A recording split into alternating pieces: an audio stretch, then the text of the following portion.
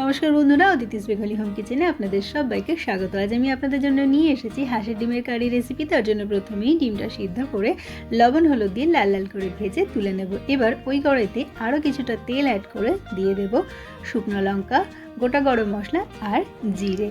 এবার ফোড়নটা একটু ভাজা ভাজা হয়ে গেলে এর মধ্যে দিয়ে দেব রসুন আর দিয়ে দেব পেঁয়াজ রসুনটা একটু লাল লাল করে ভাজা হলে দিয়ে দেব আদা, একটু লাল করে ভেজে দিয়ে দেব ধনে গুঁড়ো, জিরে গুঁড়ো। এরপর নাড়াচাড়া করে দিয়ে দেবো টমেটো আর কাঁচা লঙ্কা। টমেটো সেদ্ধ হওয়ার জন্য কিছুক্ষণ ঢেকে রাখবো। ঢাকা খুলে টমেটোটা ভালোভাবে মিশিয়ে নিয়ে দিয়ে দেবো লবণ আর হলুদ। আমি কিন্তু লবণ হলুদটা একেবারেই দিয়ে দিলাম। এরপর দিয়ে দেবো সিদ্ধ করে খোসা ছাড়িয়ে রাখা আলু। ভালোভাবে কষে নিয়ে জল দিয়ে উপর থেকে দিয়ে দেবো সিদ্ধ করে ভেজে রাখা ডিম। এবার ঢাকা চাপা দিয়ে কিছুক্ষণ ফুটতে দেবো। এরপর ঢাকা খুলে উপর থেকে গরম মশলা ছড়ালেই রেডি হাঁসের ডিমের কারি।